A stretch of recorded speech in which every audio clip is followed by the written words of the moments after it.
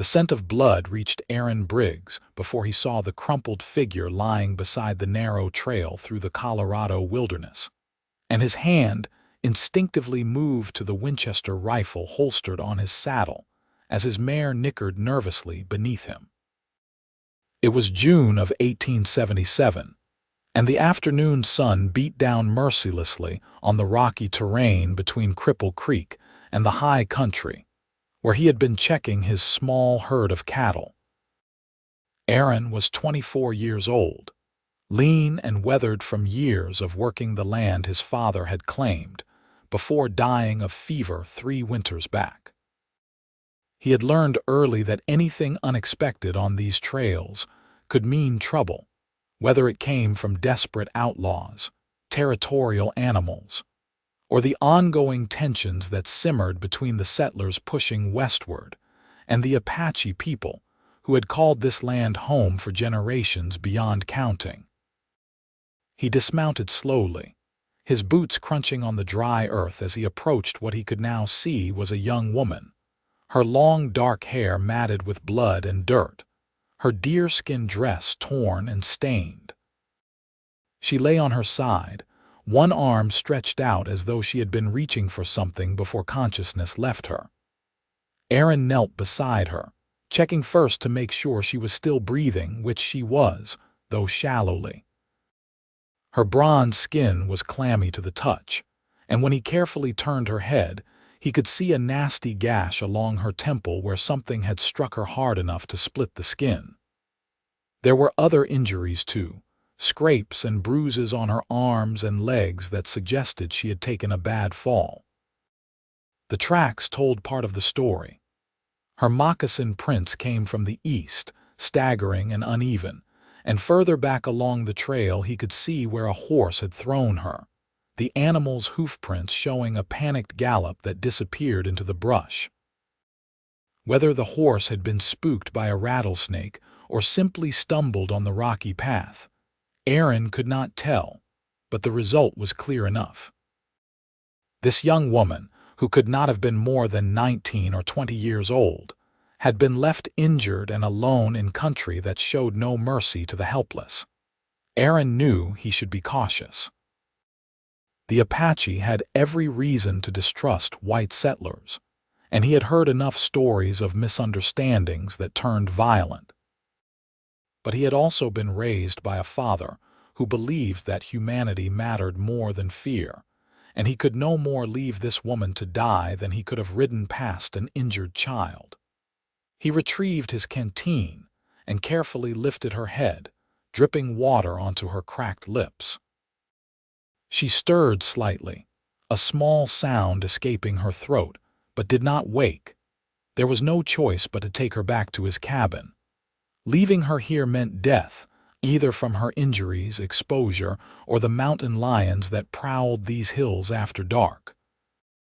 Aaron was strong from years of ranch work, and though the young woman was not a small person, she was light enough that he could lift her carefully and drape her across his saddle before mounting behind her, one arm wrapped securely around her waist to keep her from sliding. His mare, a reliable animal named Bess, seemed to understand the urgency and moved with careful steps back down the trail toward the small valley where Aaron's cabin stood beside a year-round creek. The ride took nearly 2 hours, and twice Aaron had to stop to give the injured woman more water. The second time her eyes fluttered open briefly, dark and confused, focusing on his face with an expression that might have been fear or simply disorientation. He spoke quietly to her, not sure if she understood English, but hoping his tone would convey that he meant no harm. "You are safe," he said. "I am taking you somewhere I can treat your wounds. I will not hurt you."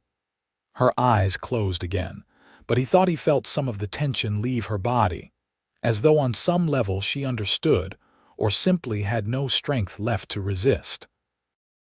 By the time they reached his cabin, the sun was beginning its descent toward the western peaks, painting the sky in shades of orange and pink that would have been beautiful if Aaron had any attention to spare for them.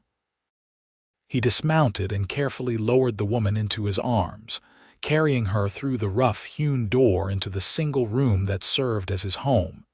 It was not much, that cabin. A stone fireplace dominated one wall, with Aaron's narrow bed pushed against another. A table with 2 chairs, a few shelves holding supplies and cookware, and a trunk containing his spare clothes and his mother's Bible made up the rest of the furnishings.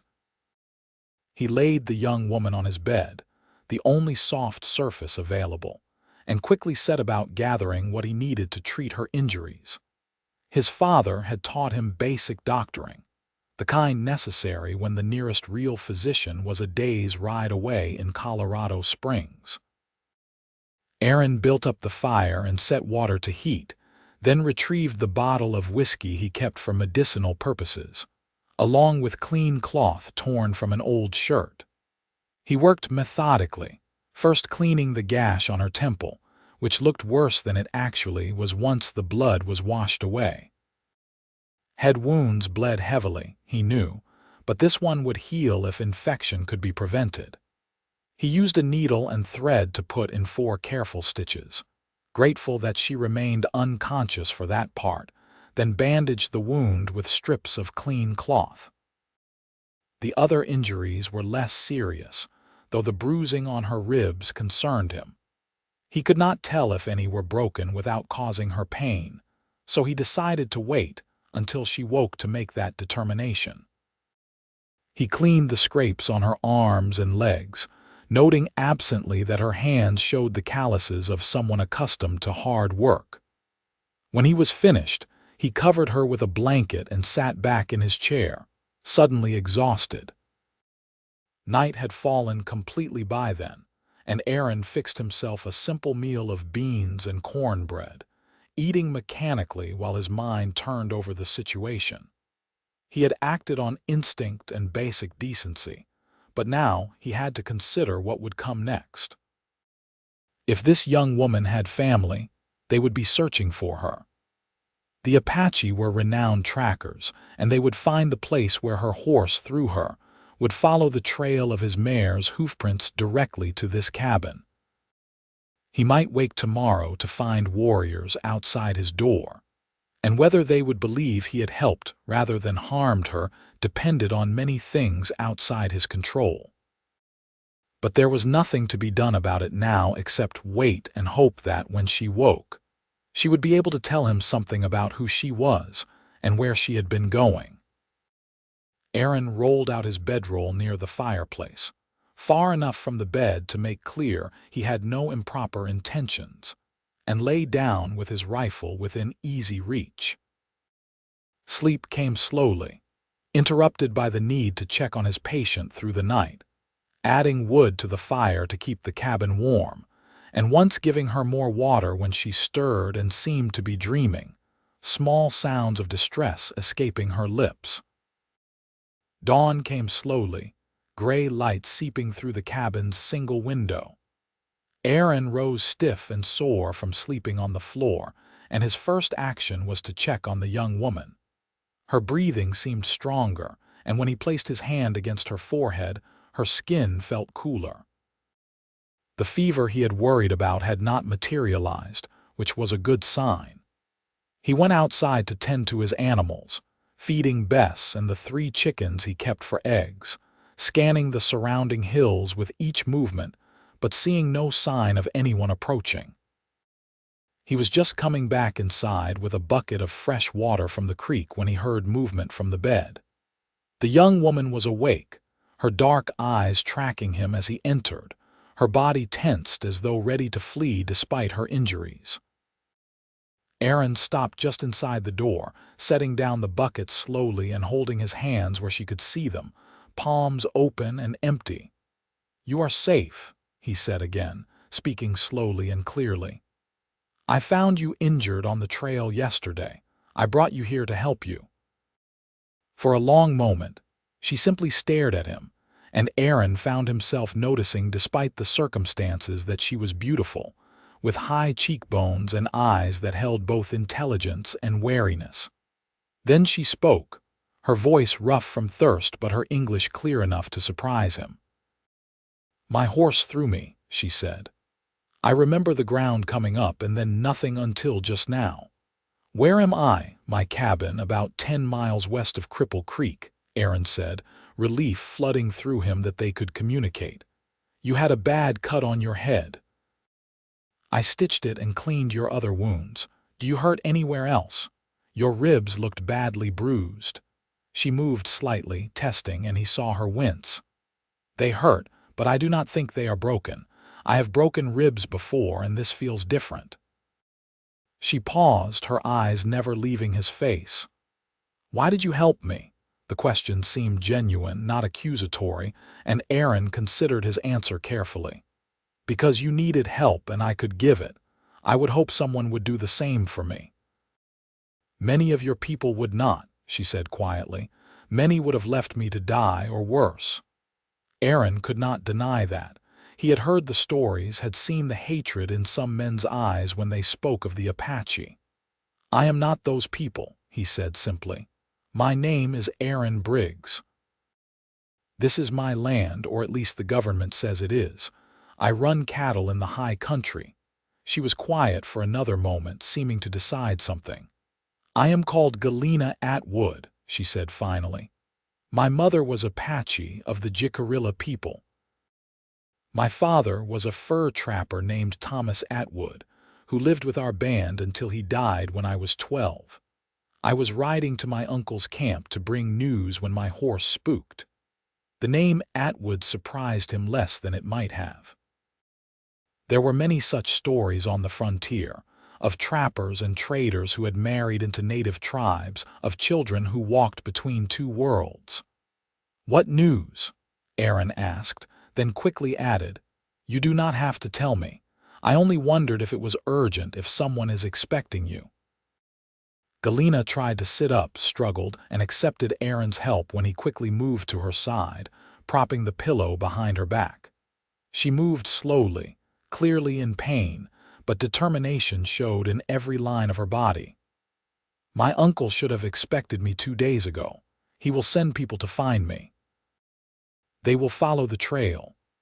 They will find my tracks and yours on my horse," Aaron said, understanding. "When they come, I will explain what happened. You can tell them yourself that you are here by your choice, that I meant no harm." "They may not wait for explanations," Galena said, and there was worry in her voice now. "My cousin, Standing Bear, is hot-tempered. He has reason to hate white men. 3 years ago, soldiers killed his wife and infant son during a raid on a peaceful village. He sees enemies everywhere now." Aaron absorbed this, understanding the implications. "Then we will have to make sure they understand quickly. Can you stand? Walk. If you can make it outside when they arrive, show yourself. They will see you are not held prisoner." "I can try," Galena said, but when she attempted to swing her legs out of the bed, her face went pale and she swayed. Aaron caught her shoulders, easing her back against the pillow. "Maybe not yet," he said. "Rest more. Let me make you something to eat. When did you last have food?" She had to think about it. "The morning I left my village. 2 days ago. 3. I am not certain." Aaron set about making a simple breakfast of eggs and bread, along with tea brewed from herbs his father had learned from a Ute woman years before. Galena watched him as he worked, and he was conscious of her gaze but tried not to let it make him self-conscious. When the food was ready, he helped her sit up enough to eat, and though she managed only half of what he had prepared, he could see color returning to her face. They talked while she ate, carefully at first but with growing ease. Aaron learned that Galena's mother had died in childbirth when Galena was 16, trying to deliver a son who had not survived either. Her father had been gone for 4 years by then, killed in a fall while checking his trap lines. She had stayed with her mother's people, her uncle taking responsibility for her welfare as was proper. She knew the skills of both worlds, could tan a hide and cook over an open fire, but could also read and write English. taught by her father during the long winter nights of her childhood. Aaron told her about his own life, about growing up as the only child of parents who had come west with dreams of prosperity that had mostly remained dreams. His mother had died when he was 15, exhausted by the hard life and the loneliness. His father had lasted another 7 years before fever took him, leaving Aaron with the cabin, a small herd, and the knowledge that he was more alone than he had ever imagined possible. "It is a hard life, being alone," Galena said softly when he finished. "I understand this." Their eyes met, and something passed between them, a recognition of shared experience that made Aaron's heart beat faster. He looked away first, uncomfortable with the intensity of what he was feeling. He had known this woman for less than a day, had spent most of that time with her unconscious. It made no sense that he should feel this pull toward her, this sense of connection. But before he could examine the feeling further, Bess whinnied sharply from outside, the sound she made when strangers approached. Aaron was on his feet instantly, grabbing his rifle and moving to the window. What he saw made his mouth go dry. 5 Apache warriors sat on horseback about 50 yards from the cabin, painted for war, rifles in their hands. They had materialized as silently as smoke, and Aaron had no doubt that if they had wanted to attack without warning, he would already be dead. "They are here," he said quietly to Galena. 5 warriors. Can you stand now? It is important they see you are alive and well." Galena's face set with determination, and this time when she pushed herself upright, she managed to stay that way despite visible pain. Aaron moved to help her, but she waved him off, forcing herself to walk the few steps to the door on her own power. He opened it for her and stepped outside first, his rifle held carefully pointed down, his other hand raised in a gesture of peace. The warriors remained motionless, but Aaron could see their eyes taking in every detail, assessing threats, looking for any sign that this was a trap. Then Galena appeared in the doorway behind him, one hand pressed against the doorframe for support, the bandage white against her dark hair. "Cousin," she called out in a clear voice, though Aaron heard the strain in it. "I am well. This man found me injured and brought me to his home to heal. He has treated me with respect and kindness." One of the warriors, a man perhaps 30 years old with a scar across his jaw, urged his horse forward slowly. This would be Standing Bear, Aaron guessed, and he forced himself to remain still and calm as the warrior approached, his dark eyes moving from Galena to Aaron and back again. "You were to come to us 3 days ago," Standing Bear said in English, his voice hard. "Your horse returned alone yesterday. We have been searching." "My horse threw me," Galena explained. "I hit my head and do not remember much after that. When I woke, I was here, and this man had stitched my wound and tended my other injuries." Standing Bear's gaze fixed on Aaron, and there was no warmth in it, only assessment and suspicion. "Why would you do this?" he demanded. "My cousin is Apache. You are a white settler on land that was taken from us. Why would you help her?" Aaron met his eyes steadily. "Because she needed help, and leaving her to die would have been murder. I would like to think that being human matters more than what divides us." "Pretty words," Standing Bear said, but some of the hardness had left his voice. "Many white men speak pretty words before they betray them." "I know," Aaron said simply. "I cannot answer for what others have done. I can only tell you what I did and why. Your cousin can tell you how I have treated her. If she wishes to leave now, she is free to go. If she needs more time to heal before traveling, she is welcome to stay. The choice is hers." Standing Bear looked at Galena again, and this time Aaron saw something softer in his expression, concern beneath the warrior's hard exterior. "Cousin, what do you wish?" Galena hesitated, and Aaron could see her weighing her options. She was clearly still in pain, and a hard ride would not help her healing. But staying meant trusting Aaron further and putting her faith in a white man's honor when history gave her every reason not to. "I would like to rest one more day," she said finally. "The ride to my uncle's camp is long, and I do not think I am strong enough yet. But I do not wish to impose on Aaron's hospitality longer than necessary." "It is not an imposition," Aaron said quickly, then felt his face heat slightly at how eager he had sounded. "I mean, you should stay until you are well enough to travel safely. There is no hurry." Standing Bear studied them both for a long moment, and Aaron had the uncomfortable feeling that the warrior was seeing more than Aaron wanted to reveal. Finally, Standing Bear nodded slowly. "We will return tomorrow at midday. Be ready to travel then, cousin. Your uncle has been worried." "There is one more thing," another of the warriors spoke up, a younger man with kind eyes. "We brought your horse. We found him grazing in the high valley unharmed. And we brought horses for trade, as thanks for caring for our kinswoman."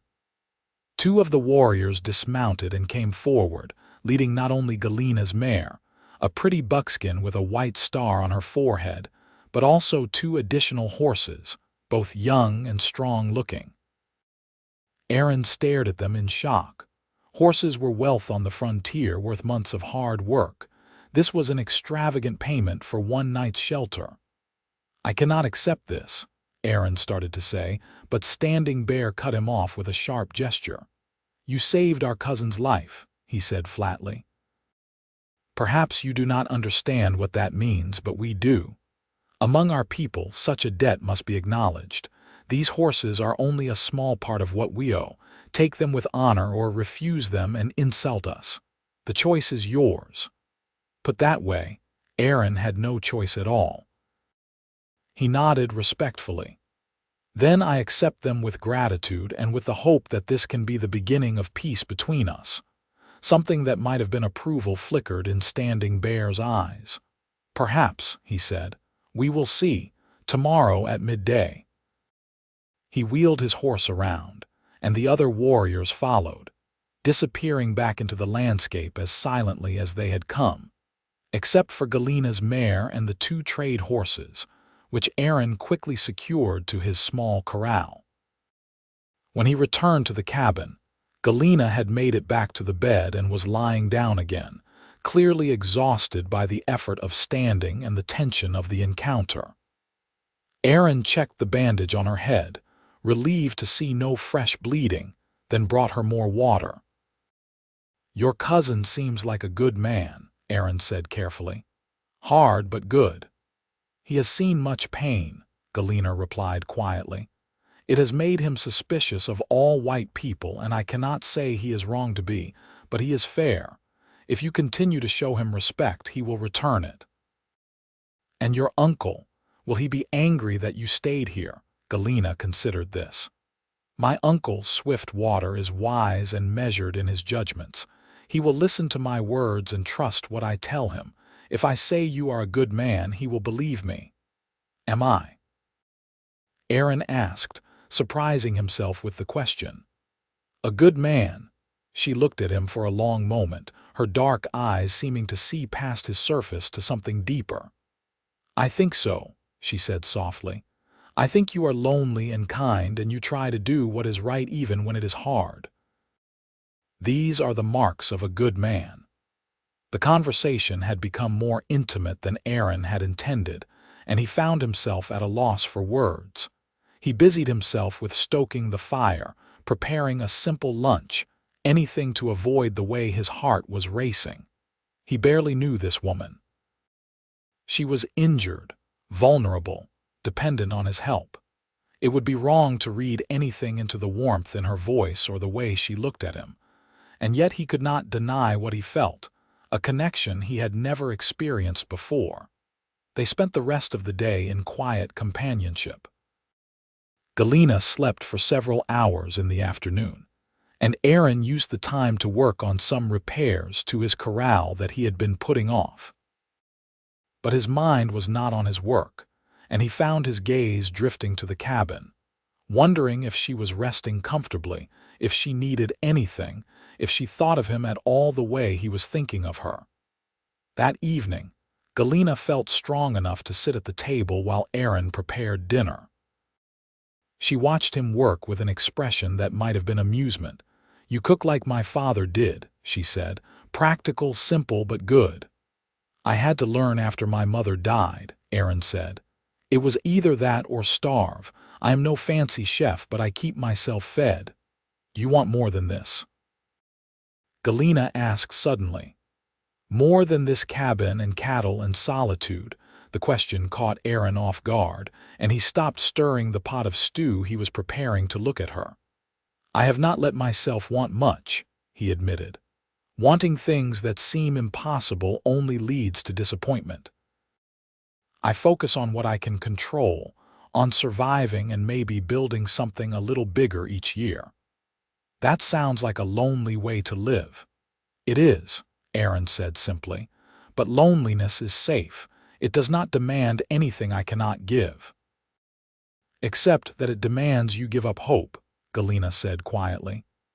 "Give up the possibility of connection, of family, of love. Is safety worth that price?" Aaron had no answer for her, or rather, he had an answer but was not ready to voice it.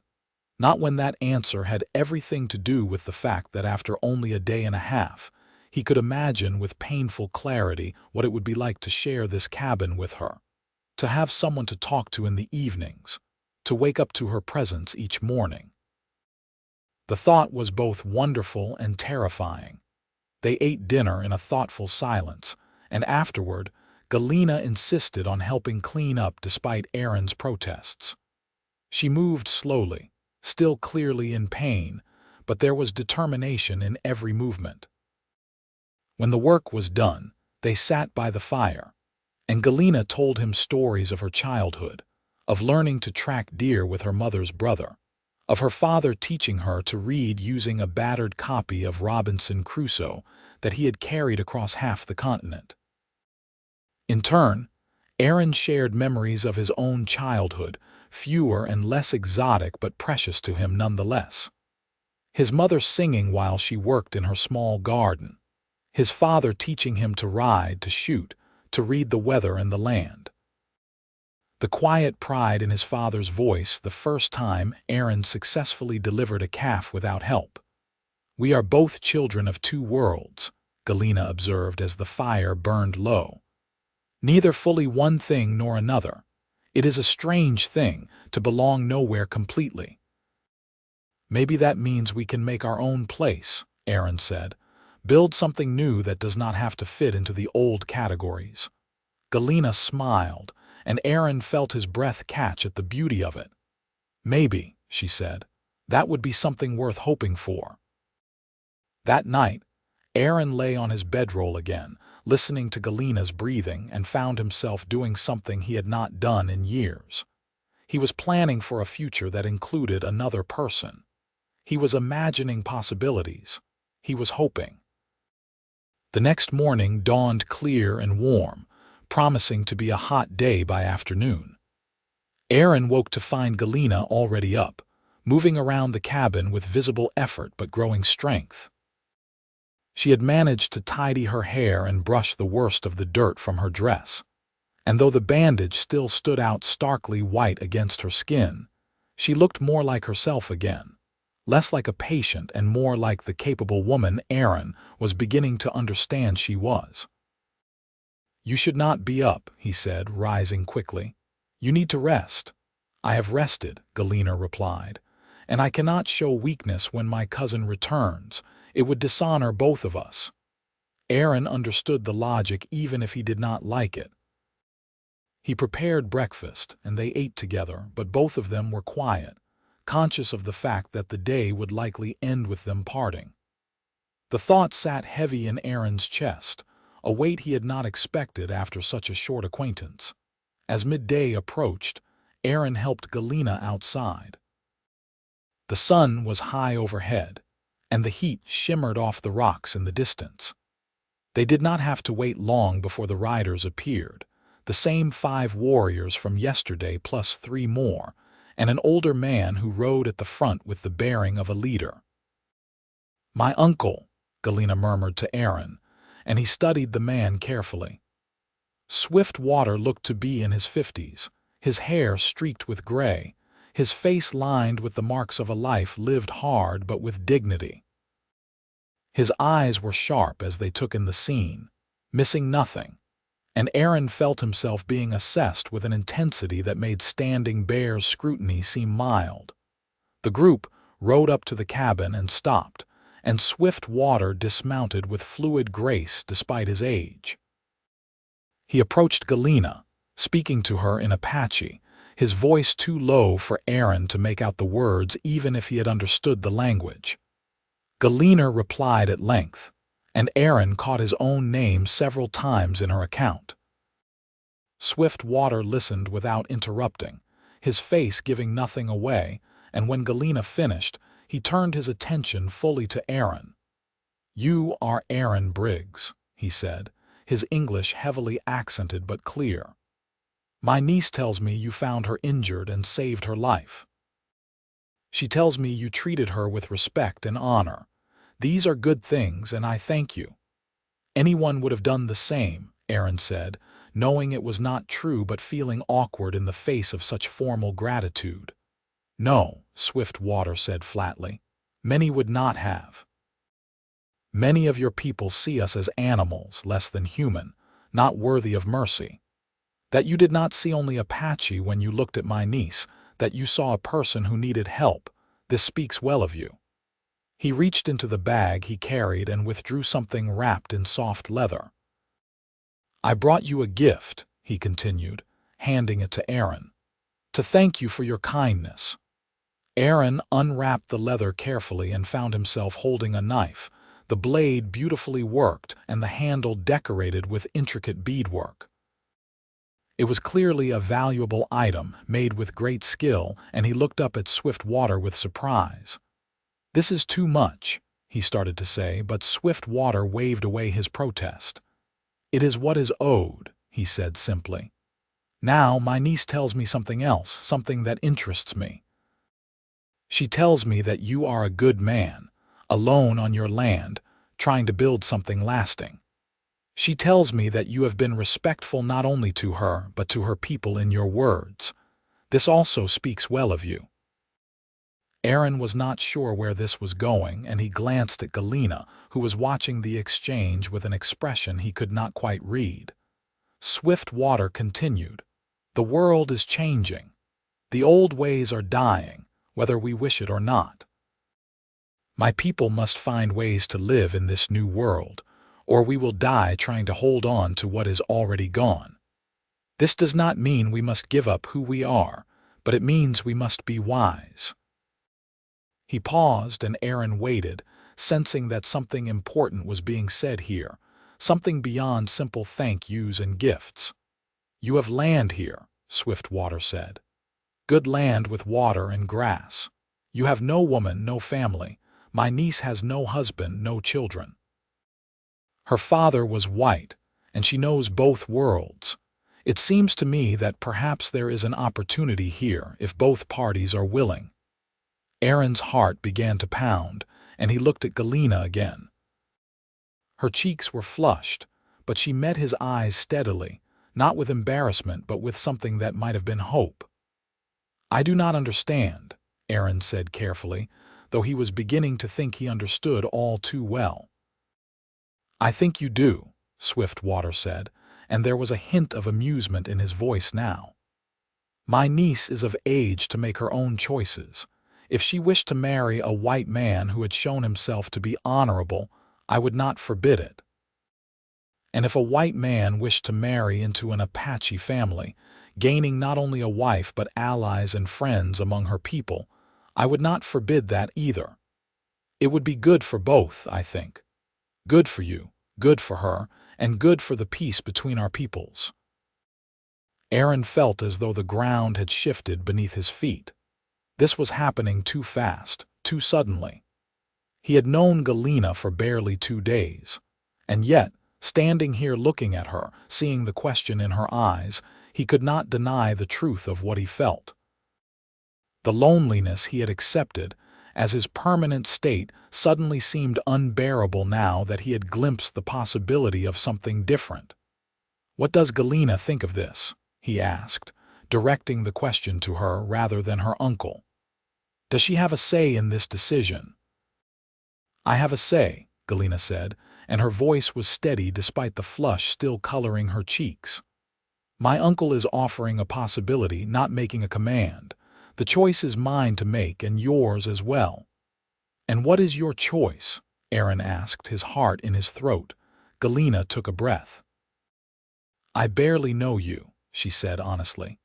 2 days is not enough time to know a person's heart, but I know that you were kind when you could have been cruel. I know that you treated me with respect when I was vulnerable. I know that you spoke to my cousin with honesty even when fear might have made you lie. These things tell me something about who you are." She stepped closer to him, close enough that he could see the darker flecks in her dark eyes, close enough that he could have reached out and touched her if he dared. "I also know that I do not want to walk away from you and spend the rest of my life wondering what might have been," she continued. "If you are willing to take this chance, to see where this path leads us, then I am willing too. We can learn to know each other. We can build something together, something new that belongs only to us." Aaron felt something in his chest loosen, a tightness he had not even known he was carrying. "I am willing," he said, and his voice was rough with emotion. "More than willing. I have been alone for so long I had forgotten what it felt like to hope for something more. But these past 2 days, talking with you, being with you, I remembered. I do not want to forget again." A smile spread across Galena's face, brilliant and genuine, and Aaron found himself smiling back, feeling lighter than he had in years. Swift Water made a satisfied sound, and when Aaron looked at him, the older man was nodding approval. "Then it is settled," Swift Water said. "In 1 month, we will return to perform the marriage ceremony. This will give you both time to prepare and time to be certain of your choice. If either of you changes your mind, there will be no shame in it. But if you are both still willing, we will join your lives and celebrate the beginning of something good." 1 month. It seemed both impossibly long and terrifyingly short. Aaron nodded, not trusting his voice, and Swift Water turned to speak with Galena in Apache once more. She replied briefly, then turned back to Aaron. "I must go with them now," she said. "My uncle wants me to rest and fully heal before the wedding, but I will return in 1 month and we will see if this feeling between us is real or only the strangeness of how we met." "It is real," Aaron said with certainty. "At least for me, it is real." "For me too," Galena admitted softly, "but we should be wise and take the time to be certain." She reached out and took his hand, her grip warm and strong despite her injuries. Aaron held on perhaps longer than was proper, reluctant to let go, and when she finally pulled away and allowed her cousin to help her mount her buckskin mare, he felt the loss physically. The Apache riders prepared to leave, and Standing Bear brought his horse alongside where Aaron stood. "You have honored my cousin," he said quietly. "Do not make me regret allowing this. If you harm her, there is no place far enough for you to run." It was not quite a threat, or perhaps it was exactly a threat, but delivered with a certain blunt honesty that Aaron found himself respecting. "I will not harm her," Aaron said. "I will spend my life trying to make her happy if she will let me." Standing Bear studied him for another moment, then nodded sharply and rode to join the others. Aaron watched them go, watched Galena look back once before the group disappeared over the ridge, and then he was alone again with only the horses in the corral for company. But the solitude felt different now. It was not the accepted permanent state, but a temporary condition, a month to prepare for the arrival of something he had not let himself dream about. Aaron threw himself into work with an energy he had not felt in years. He cleaned the cabin from top to bottom, scrubbing surfaces he had let accumulate dust, mending the chinking between the logs, replacing the oilcloth over the window with a piece of real glass he had been saving. He built a second room onto the cabin, working from dawn until dark, dragging logs from the forest and fitting them together with more care than he had given any project in his life. The new room would be for sleeping, private and separate from the main living space. It would give them room to grow, to add children eventually if they were blessed with them. The thought of children made Aaron pause in his work, saw in hand, struck by the reality of what he was doing. He was planning a future, a family, a life shared with another person after so many years alone. The month passed with agonizing slowness and terrifying speed all at once. Aaron used some of his carefully hoarded money to ride to Cripple Creek and purchase supplies, including fabric for curtains and a proper mattress to replace the corn husk one he had been sleeping on. The storekeeper, a gossipy man named Jenkins, raised his eyebrows at the purchases, but Aaron offered no explanation, unwilling to expose his plans to speculation and judgment. He was not naive about what he was doing. A white man marrying an Apache woman would be controversial at best, dangerous at worst. There were people in Cripple Creek and beyond who would see it as betrayal, who would not see Galena as a person but only as the enemy. But Aaron found that he did not care what such people thought.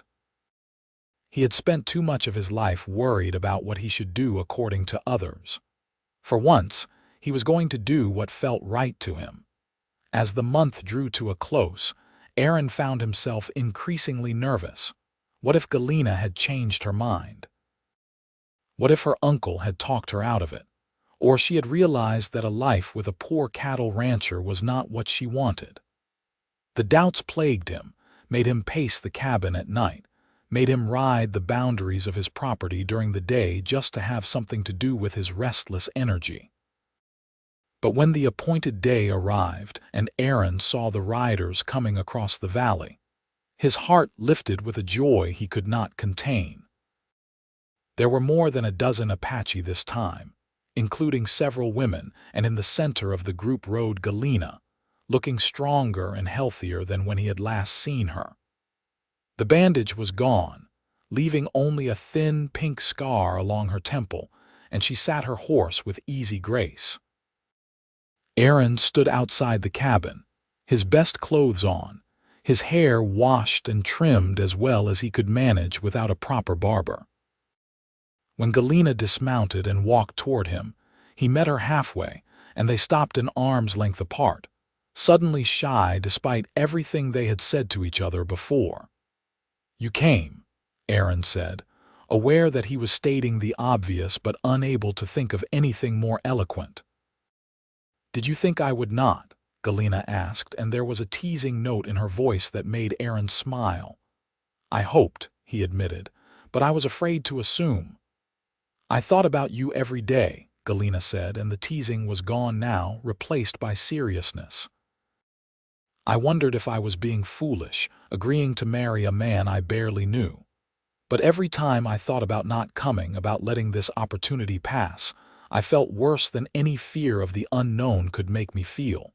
So here I am." "Here you are," Aaron repeated, and he reached out to take her hand. She let him, her fingers lacing through his with a naturalness that felt like coming home. "I am glad, so glad you cannot imagine." The wedding ceremony was unlike anything Aaron had experienced. Swift Water conducted it, speaking in both Apache and English so that both Aaron and Galena could understand and participate fully. There were rituals involving water and cornmeal, blankets and fire, each symbolic of something important. Aaron did his best to follow along, to show respect for traditions he did not fully understand but recognized as meaningful.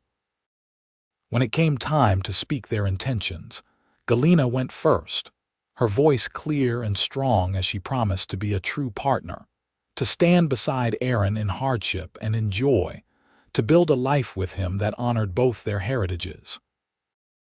When it was Aaron's turn, he found his voice shaking with emotion as he promised to cherish her, to protect her, to listen to her wisdom and value her strength.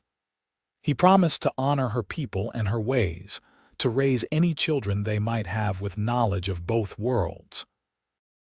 And then swift water declared them married, and the assembled Apache let out whoops and calls of celebration, and Aaron kissed his wife for the first time, tasting salt and joy and the promise of everything to come. The celebration lasted through the afternoon and into the evening. The Apache women had brought food, and a feast was laid out on blankets spread on the ground near the creek. There was venison and rabbit, bread made from acorn flour, berries preserved in honey, and other dishes Aaron did not recognize but found delicious. He sat beside Galena, conscious of her presence with every breath, and accepted the congratulations and occasional scrutiny of her relatives. Standing Bear approached as the sun began to set, and Aaron tensed slightly, but the warrior's expression was not hostile. "My cousin looks happy," Standing Bear observed. "This is good. I did not think a white man could make her happy, but perhaps I was wrong." "I will do my best," Aaron said sincerely. "See that you do," Standing Bear replied, but there was less edge to his voice than before. "We are family now. That means I will defend you as one of our own, but it also means I will hold you accountable if you fail in your duties as a husband." "I understand," Aaron said, and he thought he did. Family was everything to the Apache he was learning. By marrying Galena, he had been adopted into a network of relationships and obligations that went far beyond the simple exchange of vows. It was more than he had expected, but also more than he had dared hope for. He had not only gained a wife but a family, something he had not had since his father died. As darkness fell, the Apache began to prepare to leave. They would return to their camp several miles away rather than impose on the newly married couple. Swift Water took Aaron aside before departing, his weathered face serious in the firelight. "You have married my brother's daughter," he said. "This makes you family, but it also makes you responsible for her well-being in ways that go beyond what your people might understand." Among the Apache, a husband who mistreats his wife brings shame on himself and his entire family. "I do not think you will do this, but I tell you anyway so you understand what is expected." "I understand," Aaron said, "and I promise you, I will never give you cause to regret this day." Swift Water nodded, studying Aaron's face in the flickering light. "You are young," he said. "Both of you are young. There will be hard times ahead. The world is not kind to those who cross the boundaries between peoples. You will face judgment and hatred from both sides. But if you stand together, if you remember why you chose this, you can survive anything." The words were prophecy and warning all at once, and Aaron took them seriously. He clasped Swift Water's forearm in the Apache manner he had learned that day, feeling the strength in the older man's grip. And then the Apache riders were mounting up and riding away into the darkness, their departure as swift and silent as smoke dissipating in wind. Aaron turned to find Galena watching him, and suddenly they were alone together as husband and wife, and the enormity of what they had done settled over both of them. For a moment, neither spoke, and then Galena laughed softly, breaking the tension. "We are married," she said, as though testing the words. "This morning I woke in my uncle's camp, and tonight I am here as your wife. It seems impossible." "But not wrong?" Aaron asked, needing reassurance. "No," Galena said firmly. "Not wrong, strange, yes, fast, yes, but not wrong. I feel like this is where I am supposed to be, even though I did not know this place existed a month ago." They walked into the cabin together, and Aaron showed Galena the work he had done, the new room he had built, the small touches he had added to make it feel less like a bachelor's rough shelter and more like a home. She ran her hand over the new curtains, admired the solid construction of the bed he had built, and then turned to him with tears in her eyes. "You did all this for me," she said, "and it was not a question." "For us," Aaron corrected gently. "I want this to be our home, not mine. I want you to feel like you belong here." Galena crossed the distance between them and kissed him, and this time there was no audience, no ceremony, just the two of them learning the shape of each other's lips, the rhythm of each other's breathing. When they finally drew apart, both were breathing hard, and Aaron felt desire surge through him mixed with a nervousness he had not expected. "I have never," he started to say, then stopped, embarrassed. "Neither have I," Galena said softly. "We will learn together." And they did, with more awkwardness and laughter than passion at first, but with a tenderness that made up for inexperience. Aaron had thought he understood loneliness, but it was only in Galena's arms, feeling her skin against his, hearing her voice murmur his name, that he truly understood what he had been missing. This connection, this intimacy, this sense of being fully known and fully accepted, it was everything he had not known he needed. Afterward, they lay tangled together in the new bed, and Aaron felt a contentment so profound it was almost frightening. "I love you," he said, the words spilling out before he could stop them. "I know it is too soon, that we barely know each other, but I love you." Galena was quiet for a moment, and Aaron felt fear begin to curl in his stomach. Had he pushed too hard, revealed too much? But then she turned in his arms to face him, and he could see her eyes shining in the darkness. "I love you too," she whispered. "I think I have loved you since I woke up in this cabin and saw you trying so hard to respect my space while still caring for me. You looked so worried, so determined to do the right thing, and I thought, this is a good man. This is someone I could love, and I was right." They talked long into the night, whispering in the darkness, sharing dreams and fears, memories and hopes. Aaron learned that Galena had always felt caught between two worlds, never quite Apache enough for some, never quite white enough for others. Her father's love had been real, but so had the looks and whispers when he brought his Apache wife to trading posts, the careful distance other white trappers maintained. In turn, Aaron shared his own sense of disconnection, of being a solitary man in a world that valued community, of watching other ranchers build families while he remained alone. They were both orphans of a sort, he realized, both searching for a place to belong. "Maybe we do not need to belong to their worlds," Galena said thoughtfully. "Maybe we can make our own world right here. A place where our children can be both Apache and white, can learn from both cultures, can be whole instead of divided." "Children," Aaron repeated, and the word filled him with a wonder and terror in equal measure. "Do you want children?" "Eventually," Galena said. "Not right away. I want time with you first, time for us to learn each other and build our life together. But yes, eventually I want children. Do you?" "Yes," Aaron said without hesitation. "I want to fill this cabin with noise and life. I want to teach sons and daughters to ride, to read, to love the land and each other. I want everything I thought I would never have." "Then we will have it," Galena said with the confidence of youth and new love. "Together, we will have it all." The first weeks of their marriage were a time of adjustment and discovery. Galena knew how to work hard, but ranch work was different from the work of an Apache camp. Aaron taught her about caring for cattle, about the rhythms of the ranch, about dealing with the chickens who seemed to sense her inexperience, and gave her trouble at every opportunity. In turn, Galena taught him things he had never known, how to read the land in ways his father had never learned, how to find water and edible plants, how to move through the wilderness leaving almost no trace. She was also an excellent shot with a rifle, better than Aaron in fact, a discovery that both embarrassed and pleased him.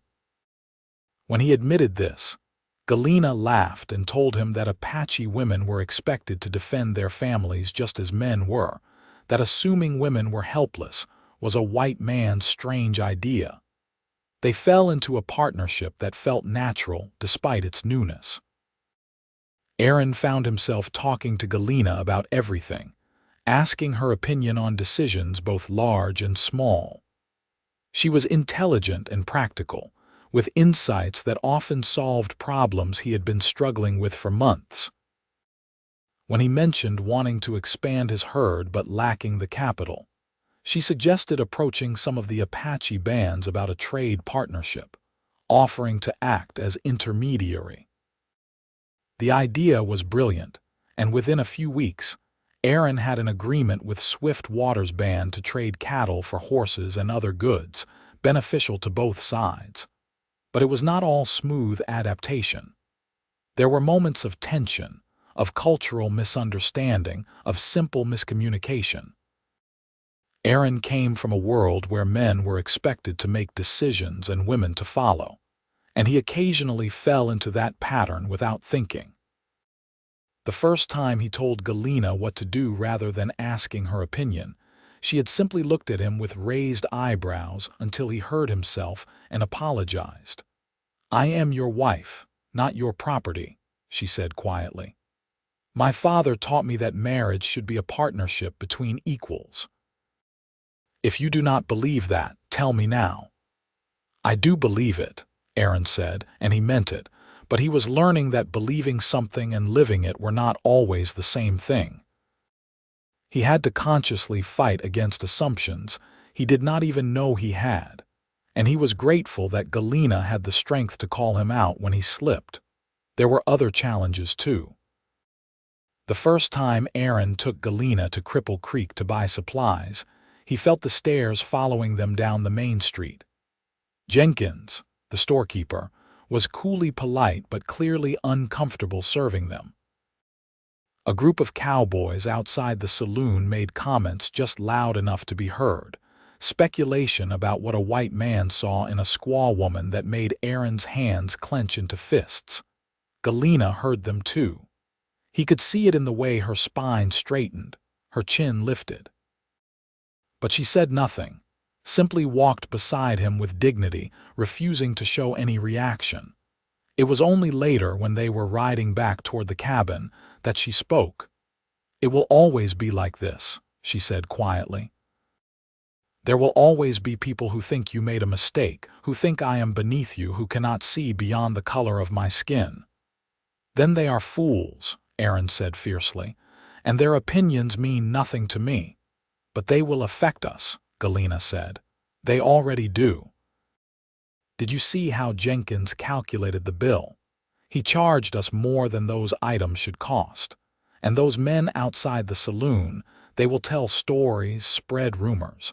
It may become harder for you to do business in town."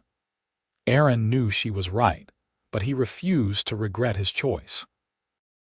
"Then we will find other ways," he said. "We will deal with your uncle's band, with other Apache who are willing to trade. We will build relationships with people who see us as human beings, not as some kind of transgression against the natural order. The rest can go to hell." Galena looked at him, and slowly a smile spread across her face. "You are angry," she observed. "I have not seen you angry before." "I am angry," Aaron admitted. "Angry that anyone would treat you with anything less than the respect you deserve. Angry that there are people so small-minded they cannot see how lucky I am to have you." "Good," Galena said. "Anger can be useful as long as we do not let it control us. We will need it, I think, to face what is coming." Her words proved prophetic. As summer turned to fall, tensions across Colorado were rising. There were rumors of Apache raids on settlements to the south, stories of retaliation by army units, reports of atrocities on both sides. Aaron heard the talk when he was forced to go into town, heard men advocating for removal of all Apache from the territory, heard speculation about whether the army would launch a major campaign come spring. Each story made Aaron's blood run cold, thinking of Galena's family, of Swift Water and Standing Bear and the others who had welcomed him into their band. He tried to shield Galena from the worst of it, but she was not naive. She knew her people were being pushed to the breaking point, knew that the relative peace they had enjoyed was fragile and temporary. "They will come for us eventually," she said one evening as they sat by the fire after dinner. She was mending one of Aaron's shirts, her hand steady despite the weight of her words. "Not because we have done anything wrong, but because we exist on land that white settlers want. It is inevitable. We will leave," Aaron said immediately. "We will go north or west, somewhere the trouble has not reached." But Galena shook her head. "And do what? Start over with nothing? Hope that the same thing does not happen there? No, Aaron, running solves nothing. We must find a way to survive here in this place we have made our home." "How?" Aaron asked, feeling helpless. "I am one man with one ranch. I cannot stop the army or change government policy." "No," Galena agreed, "but you can be a bridge. You are white, which means other whites will listen to you in ways they would never listen to an Apache. And you are married to me, which gives you understanding that most whites do not have. You can speak truth, can challenge the stories and lies that fuel hatred." It seemed like such a small thing, so inadequate in the face of the forces arrayed against them. But Aaron could think of nothing else to do, so he tried.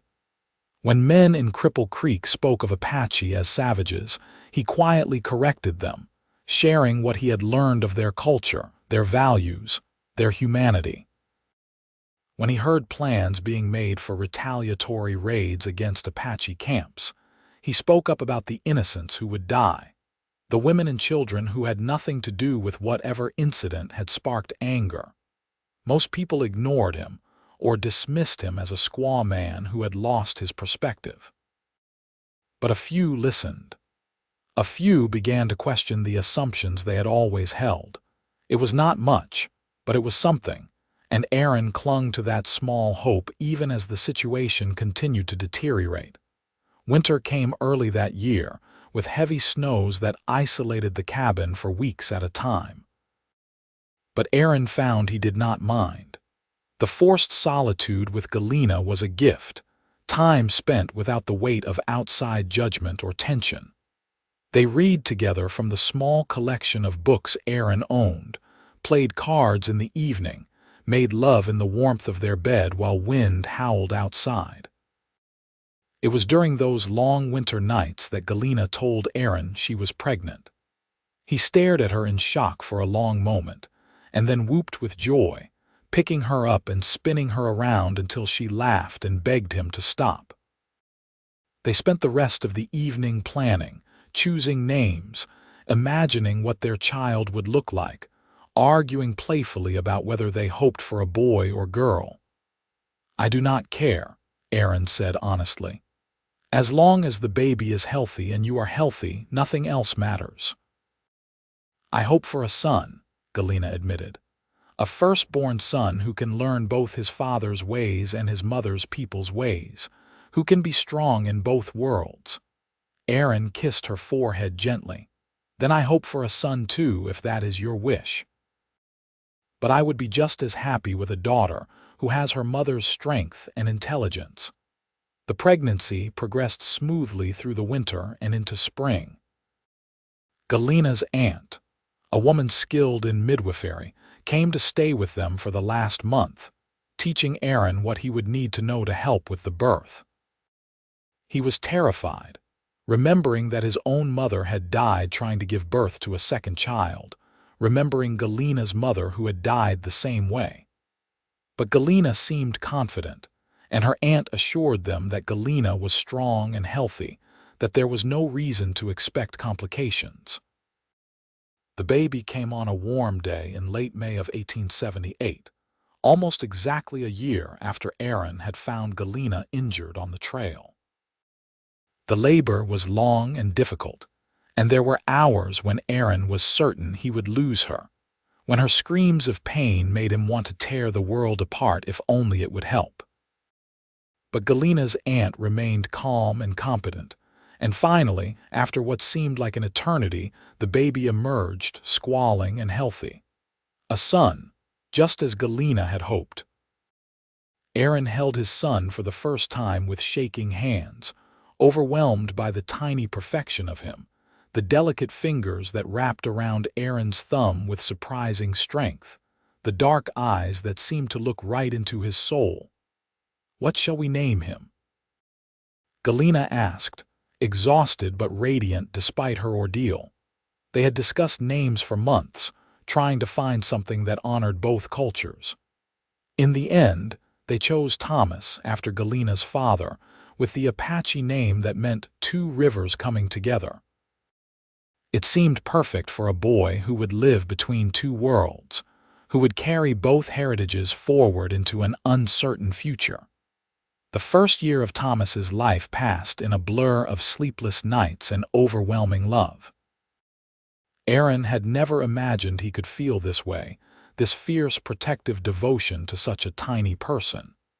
He watched his son grow and change daily, delighted in every milestone, every smile, every babbled sound that might eventually become words. But the outside world did not stop while they built their small family. The tensions that had been building exploded in the spring of 1879, when a group of settlers was attacked by a small band of Apache warriors, several people killed in the raid. Retaliation was swift and brutal, with army units sweeping through Apache lands, burning camps, killing anyone who resisted and imprisoning those who surrendered. Swiftwater's band, which had remained peaceful throughout, was not spared. They were rounded up along with others and marched toward a reservation far to the south, a barren piece of land where they would be expected to farm, despite having no tradition of agriculture, where they would be dependent on government rations that never came in sufficient quantity.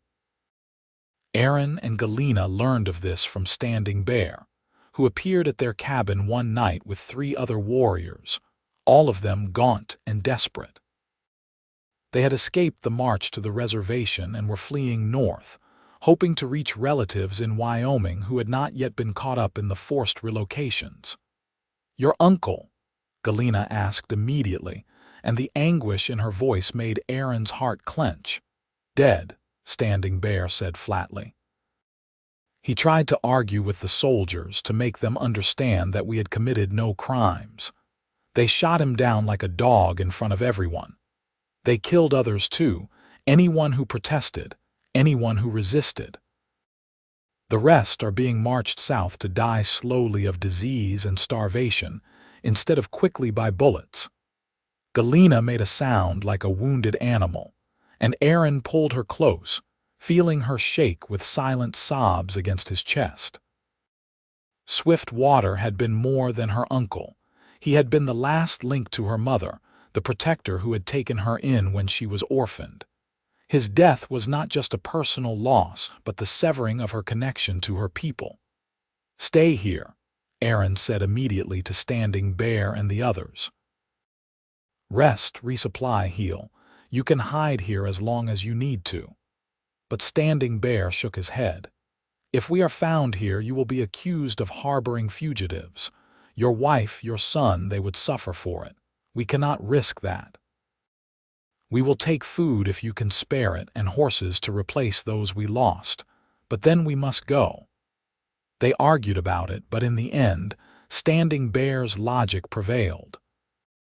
Aaron gave them what supplies he could, including one of the horses Swiftwater had given him, and watched them disappear into the night. He never learned if they made it to safety or if they were caught and killed or sent back to the reservation. Standing Bear simply vanished from their lives, One more loss in a cascade of losses that seemed to have no end. The months that followed were dark. Galena grieved deeply for her uncle, and Aaron felt helpless in the face of her pain. He held her when she cried, listened when she needed to talk, gave her space when she needed solitude. But nothing he did seemed to help much, and he watched her withdraw into herself, becoming a shadow of the vibrant woman he had married. It was Thomas, surprisingly, who pulled her back. The baby was too young to understand grief, knew only that his mother was sad and seemed determined to make her smile. His antics, the way he babbled and reached for her, the unconditional love in his eyes when he looked at her, slowly brought Galena back to life. She began to smile again, to laugh at Thomas's attempts to crawl, to engage with the world around her. "He is my hope," she told Aaron one evening as they watched Thomas sleep in the cradle Aaron had built. "When I look at him, I see that something good can survive all this tragedy. That maybe the future does not have to be only loss and grief." Aaron understood. Thomas represented the possibility that two peoples could not just coexist, but create something new and beautiful together. He was proof that love could cross boundaries, that family could be built on choice as much as blood. As Thomas grew from baby to toddler, Aaron and Galena worked to rebuild their life, to find joy and purpose, despite everything. They expanded the cabin again, adding a loft where Thomas could eventually sleep when he outgrew the cradle. Aaron's cattle operation slowly grew, and with Galena's help, he began to develop relationships with some of the Apache who had avoided the reservations by staying mobile and hidden in the high country. It was a precarious existence, helping people the government considered fugitives, but Aaron and Galena could not turn away those who came to them desperate and hungry. They provided food when they could, warned of army patrols they heard about, and acted as intermediaries in trades that allowed the free Apache to get supplies they could not acquire any other way. They were not the only ones doing this work. Aaron discovered a network of ranchers, traders, and missionaries who quietly helped Apache avoid the reservation system, who believed that the government's policy was both unjust and cruel. It was dangerous work, but it gave Aaron and Galena a sense of purpose beyond just survival. Years passed, measured in the milestones of Thomas's growth. His first words, his first steps, his first time sitting a horse on his own. He was a beautiful child, with his mother's dark eyes and his father's straight nose, his skin a shade that marked him as neither fully white nor fully Apache, but something entirely his own. Aaron taught him to read and write, to work cattle and fix fences. Galena taught him to track and hunt, to speak Apache as fluently as English, to understand the stories and traditions of her people. When Thomas was 4, Galena gave birth to a daughter they named Mary, with the Apache name meaning morning star. She was as different from her brother as could be, light where he was serious, talkative where he was quiet. 2 years later, another son arrived, Jacob, who seemed determined from birth to keep everyone around him in a constant state of motion. The cabin that had once seemed spacious now felt cramped with 5 people, but Aaron would not have traded that crowding for anything. The noise, the chaos, the constant demands of 3 children, it was exactly what he had dreamed of during those lonely years before Galena came into his life. But the outside world continued to press in.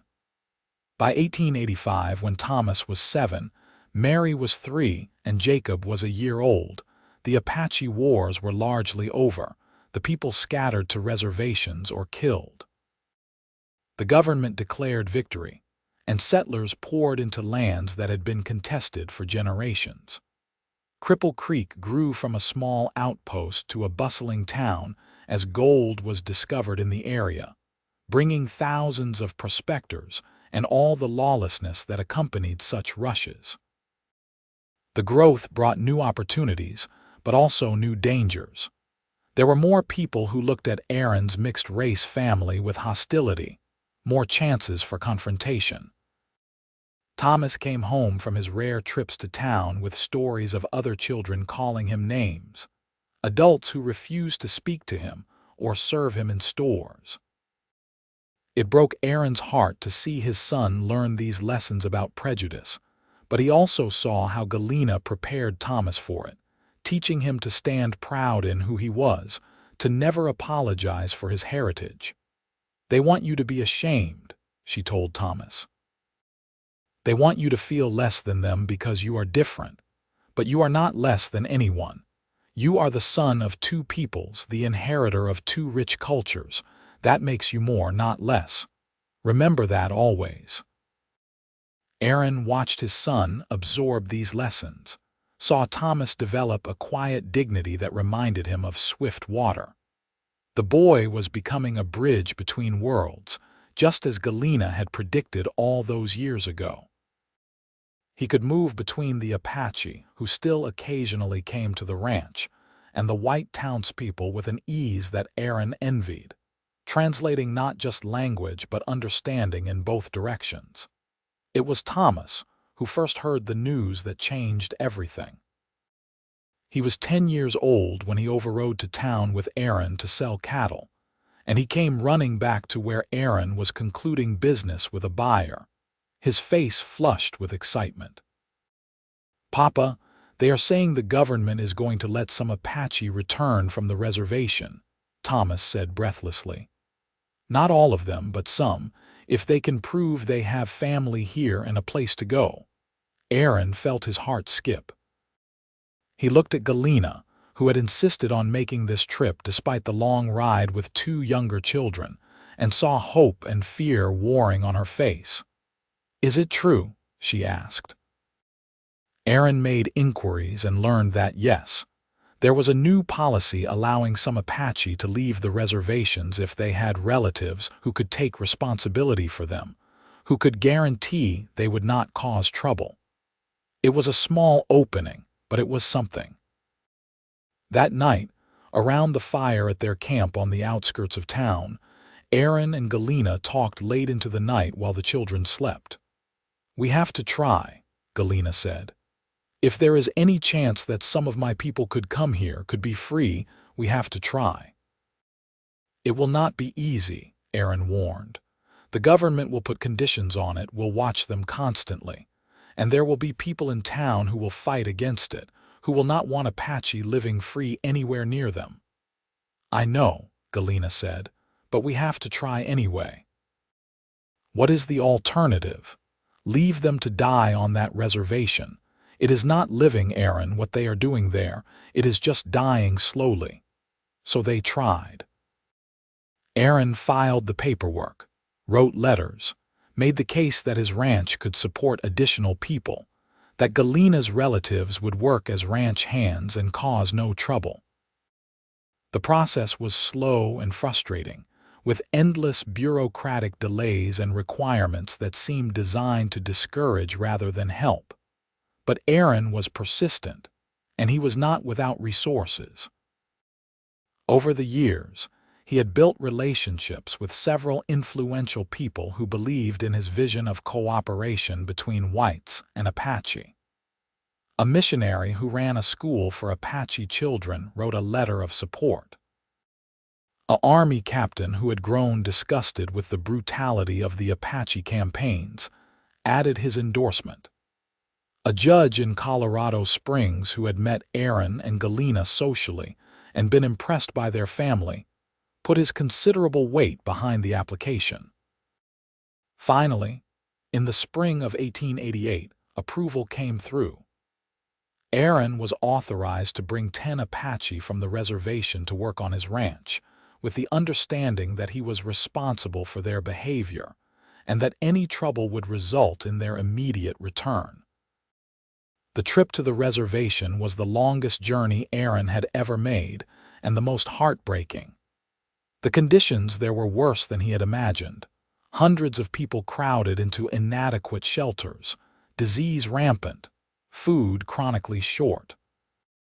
The spirit he had seen in Swift Water's band, the pride and dignity, had been crushed out of most of these people, leaving them hollow-eyed and defeated. But not all. Galena found survivors from her uncle's band, including 2 of her mother's cousins and their families.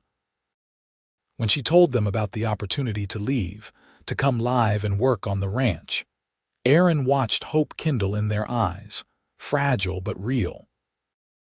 The process of actually freeing them took weeks of navigating bureaucracy and bribing the right officials, but finally, Aaron rode away from that place of despair with 10 Apache following him, and he had never felt more proud or more determined to make this work.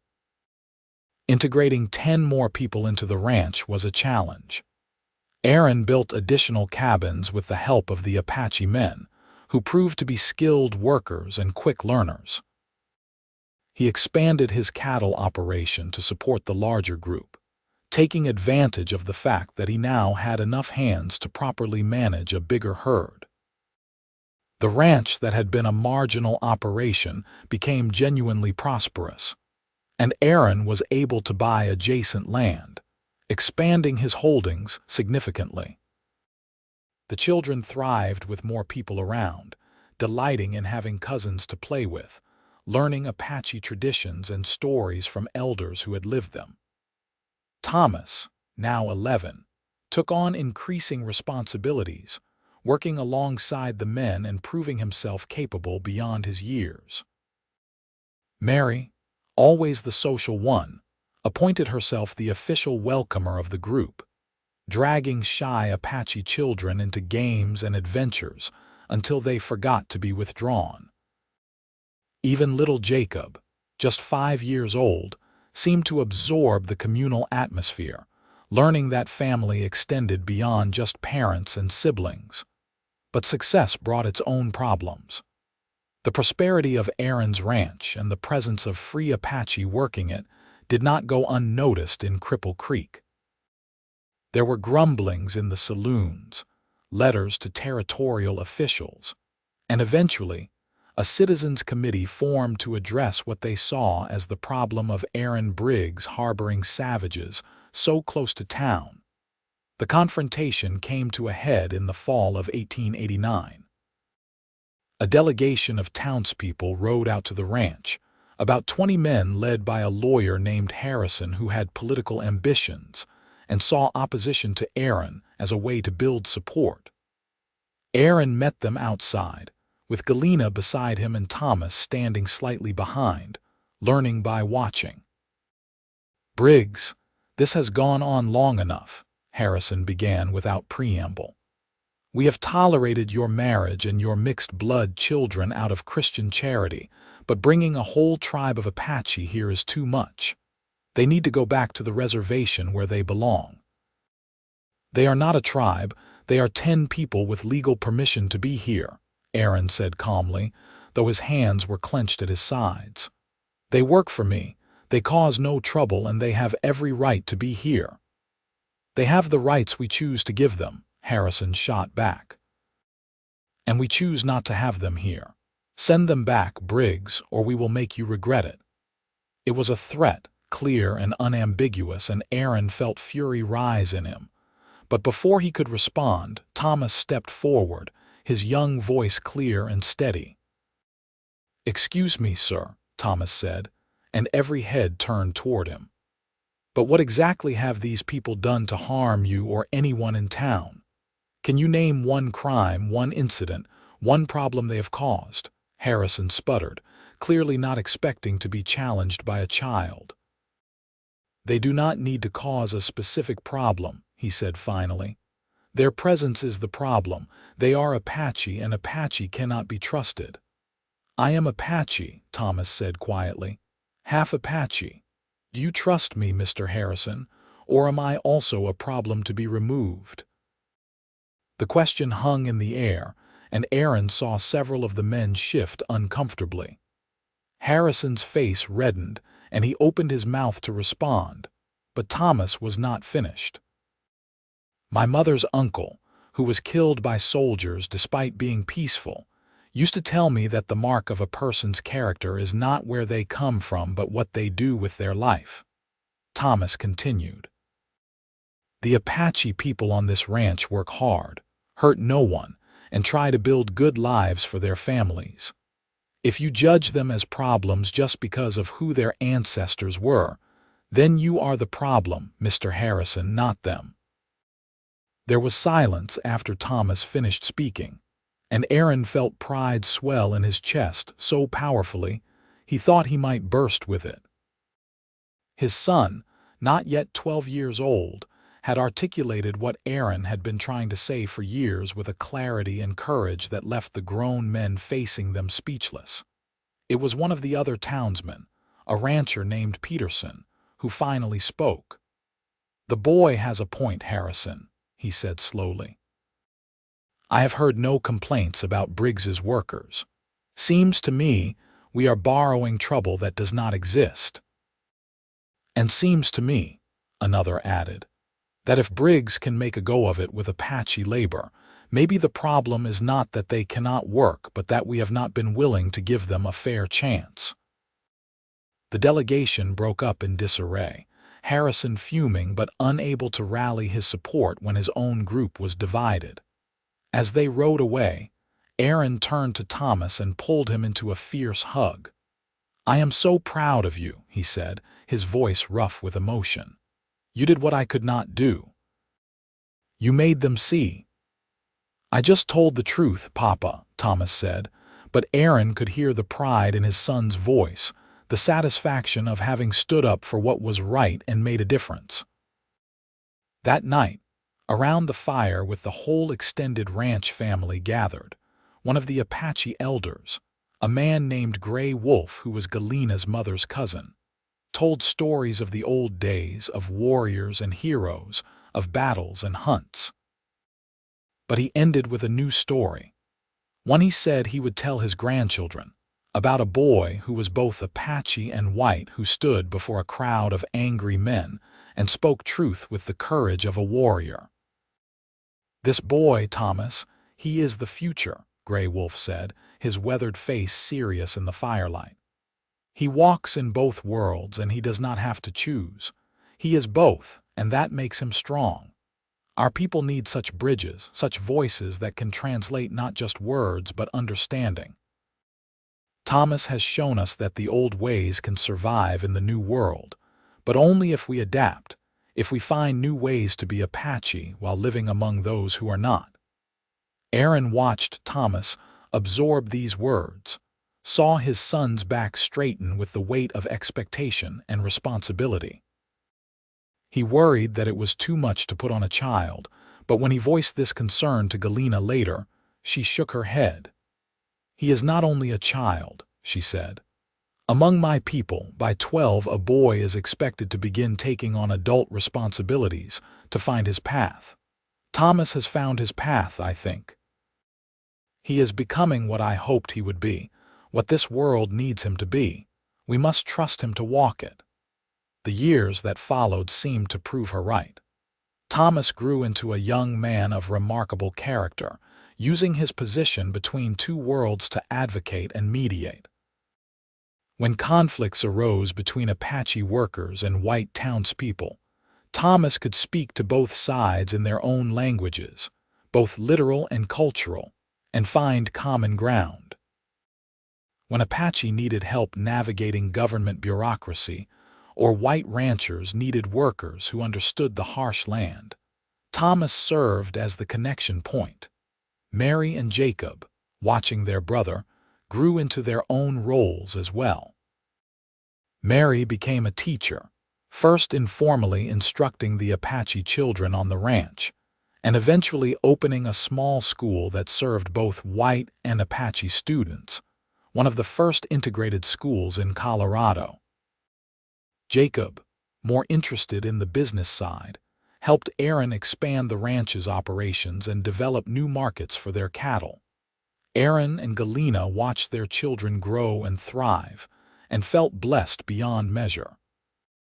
The cabin had been expanded so many times, It was now a substantial house, and the ranch employed not just the original 10 Apache, but dozens more as word spread that Aaron Briggs treated workers fairly regardless of race. They were not wealthy by the standards of the big ranching operations, but they were comfortable and secure, and more importantly, they had built something meaningful. The ranch had become a refuge, a place where Apache could live with dignity, where mixed-blood children like their own could find acceptance, where the possibility of different peoples coexisting peacefully was not just an idealistic dream but a daily reality. Of course, it was not perfect. There were still incidents, still prejudice, still moments when Aaron was reminded how fragile their achievement was. In 1893, an economic depression hit the country hard, and there was renewed agitation to remove Apache from areas where whites wanted to settle. Several times, Aaron had to fight to keep his workers from being rounded up and sent back to reservations, using every contact and favor he had accumulated.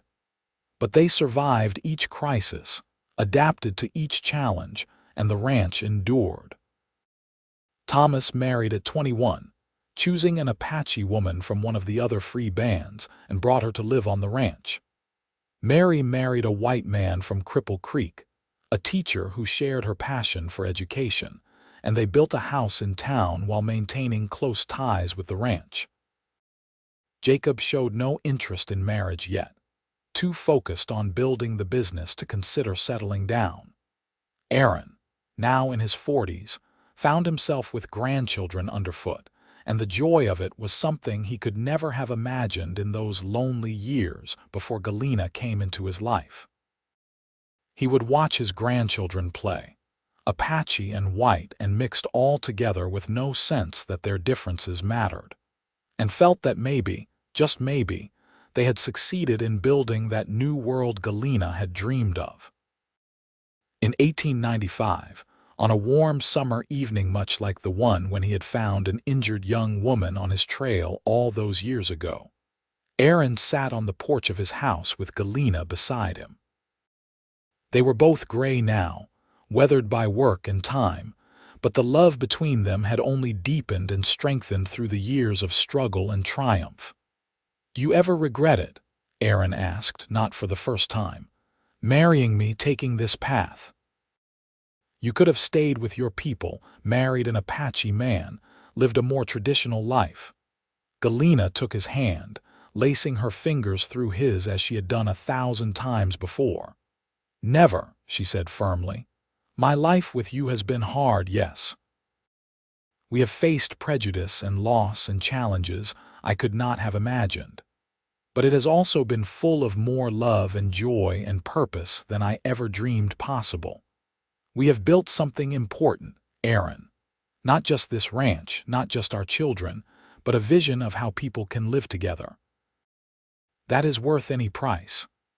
"I love you," Aaron said, the words as heartfelt as they had been the first time he spoke them all those years ago. "From the moment I found you injured and vulnerable, and you looked at me with such strength in your eyes despite your pain, I was lost. Everything good in my life flows from that moment, from the choice to help you and the incredible blessing that you chose to stay." "I love you too," Galena replied, leaning her head on his shoulder. "You were kind when you could have been cruel, respectful when you could have taken advantage, brave when you could have been cowardly. You showed me that it was possible to be loved for who I was, not in spite of it but because of it. You gave me a home, a family, a place to belong. How could I not love you with everything I am?" They sat in comfortable silence, watching the sun set over the mountains, watching their grandchildren play in the yard, watching the Apache and white workers finishing the day's labor and heading to their homes. The ranch buzzed with life and activity, a testament to what they had built together. Aaron thought about that young man who had found an injured woman on his trail 18 years ago, lonely and resigned to a solitary life. He thought about how one moment of compassion, One choice to see humanity rather than difference had transformed everything. And he thought about the future, about Thomas and Mary and Jacob carrying forward what he and Galena had started, about grandchildren who would grow up in a world slowly, incrementally becoming more just, more accepting. It was not the future he had imagined as a young man, but it was so much better than anything he could have planned. Sometimes, Aaron reflected, the best things in life were the ones you never saw coming, the gifts that arrived disguised as challenges, the blessings that required courage to accept. "Tell me again," Galena said softly, "about the day you found me. What were you thinking?" Aaron smiled, remembering. "I was thinking about checking my cattle in the high country. I was thinking about how hot it was, how dry the season had been. And then I smelled blood and I saw you, and I stopped thinking about anything except that I had to help you, had to save you. I did not know why, could not have explained it, but I knew with absolute certainty that you were important, that our meeting meant something." "Fate," Galena said. "My people would say it was meant to be, that the spirits brought us together for a purpose." "Maybe they did," Aaron agreed. "Or maybe it was just chance and choice, a random accident that we made meaningful through what we built afterward. Either way, I am grateful. Grateful for every day, every challenge, every triumph, every moment of joy and even the moments of pain, because they were all part of the journey that brought us here." As full darkness fell, they went inside to the house full of family, full of life, full of the future they had created together. Aaron Briggs, who had once been so alone he could not imagine any other way of living, was surrounded by children and grandchildren, by family chosen and family born, by love that had transformed not just his life, but rippled outward to touch dozens of others. And Galena, who had been thrown from her horse and left injured on a trail, who could have died alone and unmourned, instead lived to see her people find refuge and dignity, to see her children become bridges between cultures, to see her grandchildren grow up free of the arbitrary divisions that had made her own childhood so difficult. They had been so young when they married, had known each other for only days before committing their lives to each other. By all logic and reason, it should not have worked, but love had never been about logic or reason. It was about choice and commitment, about seeing another person truly and choosing to build a life together despite all obstacles. The ranch they built became legendary in the area, a place where people of different backgrounds could come together in common purpose. Aaron lived to be 68 years old, long enough to see 3 of his grandchildren marry, long enough to hold his first great-grandchild. Galena outlived him by a decade, remaining sharp and strong almost to the end, the matriarch of a sprawling family that included Apache and white and every combination in between.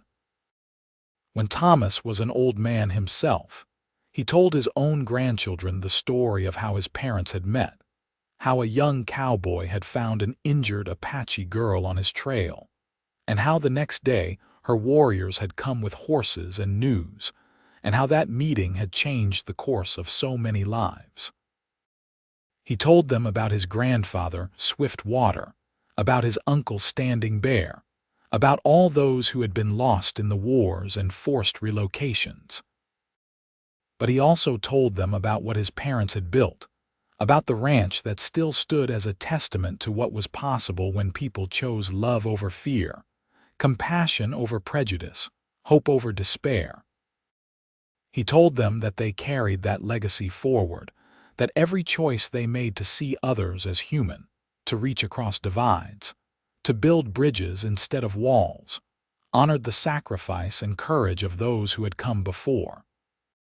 The house that Aaron built, expanded and improved by generations of family, still stood on that land beside the year-round creek. The descendants of the cattle he had ranched still grazed those hills. And the dream he and Galena had shared, of a world where differences did not have to divide, where love could transcend the arbitrary categories that humans created, continued to inspire everyone who knew their story. It was a story of pain and triumph, of loss and redemption, of courage and compassion.